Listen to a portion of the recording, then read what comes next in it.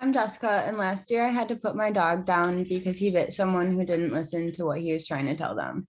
The way dogs communicate with us is through body language, and having an understanding of what their body language means can prevent a bite before it even happens. For the last 5 years, I've worked with dogs, and for the last three, I've worked in animal rescue, and I've seen so many people surrender their dogs for minor behavioral issues. And a lot of times, the owners are at fault in these situations. A study by Kevin Morris, who's a research professor at the Institute for Human and Animal Connections, found that dogs are most commonly returned for behavior issues relating to aggression. And so today I'm going to be explaining what some different body language cues mean and how you should interact with a dog when they're presenting those body cues.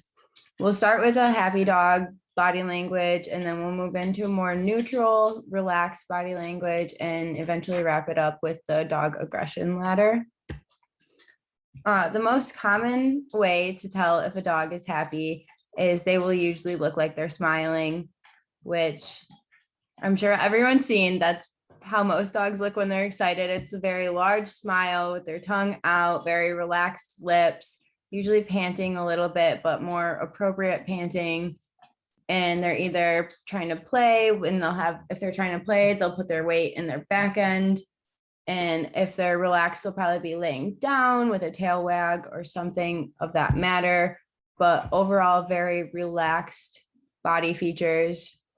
A more neutral dog might just have its lips relaxed with the mouth slightly open, not as wide as a happy dog. The tail will usually be down, but it won't be tucked up underneath them. A tucked tail is actually a fearful dog. And a neutral dog will have soft eyes, is what it's called, whereas hard eyes are very dilated pupil. Wider eyes, soft eyes are more relaxed. They usually look a little squinty. You can't see the whole eye, and there's no white in them. A relaxed dog will also probably be laying down or standing with its weight evenly distributed on all 4 feet. Some common signs that people miss and think are a relaxed dog that are actually an anxious dog are like lipping, excessive yawning, excessive blinking. Those are very much anxious dog signals that a lot of people think are relaxed dogs, because when we're tired, we like to yawn, and we kind of relate that to relaxation. But for dogs, it's more of an anxious thing. And moving into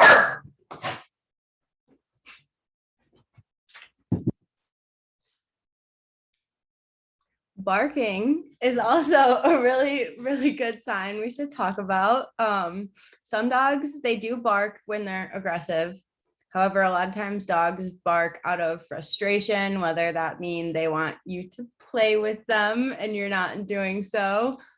You can usually tell if it's a defensive, aggressive bark or a playful bark based on the other body language cues they give with that.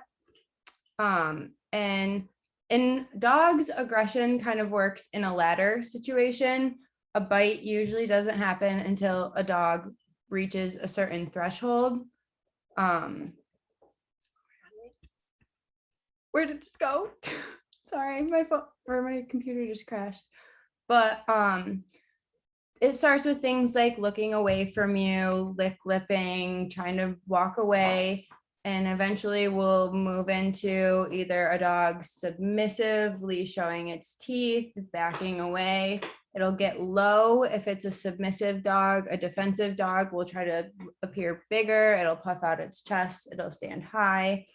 The ears will be very much forward and alert if it is in an aggressive defensive state.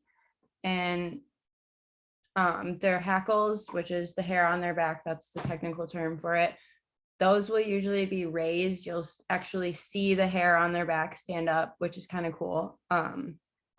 But those are all signs of a very either fearful or defensive dog. And generally a dog who's going to bite is more so biting out of fear or insecurity. It's not actual aggression.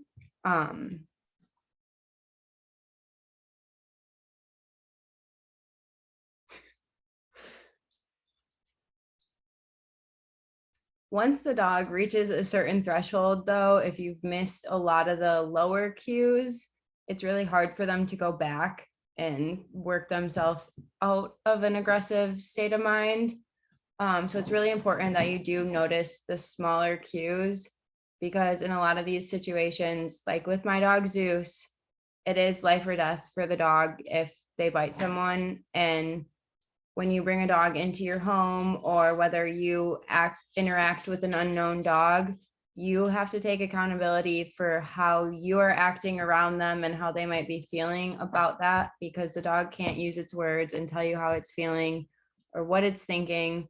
And so you really much have, or very much have to be aware of that in order to prevent a bite from happening.